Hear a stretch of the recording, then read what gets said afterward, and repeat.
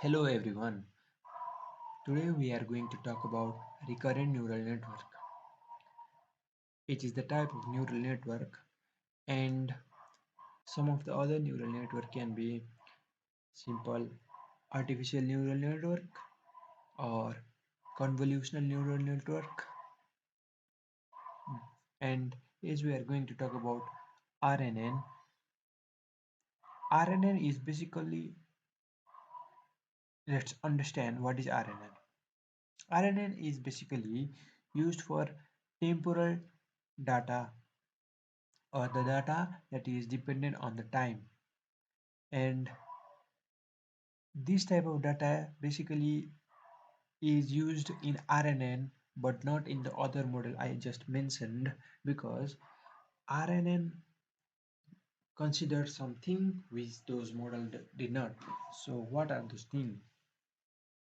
When we use the CNN or the simple ANN for the um, textual data, then it may there may be some disadvantage, like the size of the text data is the input can vary from one text to another text. But when we use the CNN or the simple ANN, the the size of the input layer is same for all those data. But since this is not sufficient, and the other reason is that when we use the CNN or the simple ANN for the text data, they totally disregard the sequential information of the textual data. So since the sequential information is very important for this understanding the semantic meaning of the text data, so we cannot disregard the sequential information of the textual data, because when one word is placed from one position to the another in the textual data, the entire meaning of the sentence can change. So due to this decision, RNN is used. Now let's understand how does RNN resolve or solve this problem that vary in the CNN and the RNN. Basically, when we use the RNN, unlike the CNN and the ANN, where the when we give the input to the those model in the CNN and simple ANN, the what we do is we use the entire text data information and give it to the model. Let's for example, if the length of the if the word is what time is it, then there will be the four input nodes in the input layer, and, the four input nodes will get the information, and it will be passed through the hidden layers and finally to the output layer to get the result. And but this is not the case in the RNN. What RNN does is RNN takes the one particular information which is for this time step and use that information to um, evaluate the output, and finally, and this is done for all the information in the port all the time step, and after all data in the text data, that particular text data for all the time step is evaluated, finally we get the result. To understand it better, let's go for the example here. Let's say we have the input text data is what time is it question mark, and then what it does in RNN is we get the entire what time is it question mark is the input data, and inside the RNN what it does is it takes the information from the text data for the first time step, that is the word what, and it evaluates the output for from that word only, the O1, and O1 is used as input to the another word time, and time for that word time we go through all this hidden layer again to evaluate the output, and the output from this layer is passed to another layer, and likewise it is passed to another layer, and finally we get the result after it evaluate the output from the last information of the last time step in that text data, that is question mark here, and finally we get the output O5, which is the output for this particular text data. And way the output is fetched from the RNN can in that, considering that the RNN is divided into multiple types, and those types are one to one, one to many, many to one, and many to many. And many to many is further divided into two classes. Those are uh, same length many to many and variable length many to many. Let's first understand what is one to many. One to many is the type of RNN where the input is of non-sequence type and the output is of sequential type. This can be the example where the input is the image, which is non-sequential data, and the output is the sentence which is derived from that particular image. And since the sentence is the sequential form of data, this is the particular example of the one to many RNN. And other type can be the music generation also from the sequential non-sequential input. And another type is many to one. Many to one is the type where the input is sequential and the output is non-sequential, like the opposite from the one to many. And for the example of one to many can be the predicting the sentiment from the given text, where the text is the sequential data is the input and the sentiment is the non-sequential data, that is the output. And another type, many to many, is where the sequential input is taken and the sequential output is predicted. And uh, since the many to many is further divided into two types, same length and the variable length, let's first talk about the same length. Same length many to many RNN is the one where the output is predicted for all the word in that text data, and the output is of the same length as the input length. So uh, this type of RNN can be used when we try to predict the part of speech of the sentence, like noun, verb, or the object. What particular word is noun, verb, or object. And another type of RNN, another type of the many to many RNN, that is variable length RNN, is for it's used for the Google translating. Uh, uh, in this type of use case where we uh, translate the language sentence in some particular language to the other language, what we have to do is we have to understand the entire sentence first to finally predict the entire sentence in the another language.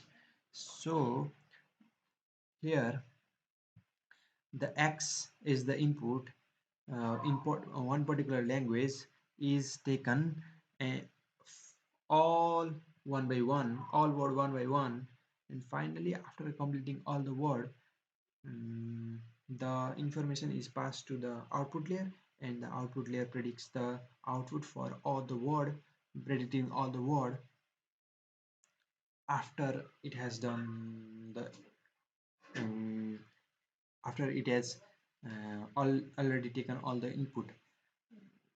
This type of model is also known as encoder decoder model, and the first input part is known as encoder and the output part is known as decoder.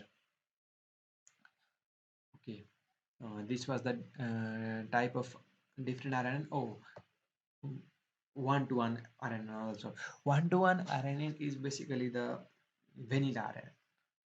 Vanilla RNN is what we do in vanilla RNN is vanilla CNN. Sorry, vanilla CNN, vanilla ANN, vanilla ANN. And to talk about the one-to-one RNN, one-to-one RNN is basically the simple ANN. What we do in simple ANN is we take this non-sequential data as the input and predict the non-sequential data as the output. This is nothing but the vanilla RNN. So this was all about the RNN. Now let's talk about the disadvantage of the RNN. Although RNN is used for the most of the text related or the time sequential related data, but there are some of the disadvantages like when we use when the word is very long or the sentence is very long, that the words in the sentence are the very large number of words. So in that case there can be the problem of the long-term dependency or uh, long-term dependency. That means the word in the farther word which is in the farther distance does not have any effect on the output, because um, when we pass the information from the further layer to the this layer, the information get somewhat forgotten, and, and this type of problem can be with the RNN. So for problem of the exploding gradient and vanishing gradient in RNN, we use the another type of RNN which is known as LSTM. LSTM is the type of RNN, a further advanced version of the RNN, which uses the gates to selectively add and remove the information with each recurrent unit, where the each recurrent unit is the word in the textual data. What it means is uh, LSTM use gates. There are three gates: forget gate, input gate, and output gate to uh, store the information, store or remove the information which may be important for finally predicting the output. For that, we use the cell state. In the simple RNN, we only have the hidden state and the input data, but in the LSTM, we also have the cell state, which basically controls the information from the what information to store or remove the from the different layer which is passed it which it passed through. Basically, cell state tracks the long-term dependency in the data, and since there are three gates: forget gate, input gate, and output gate, let's understand them one by one.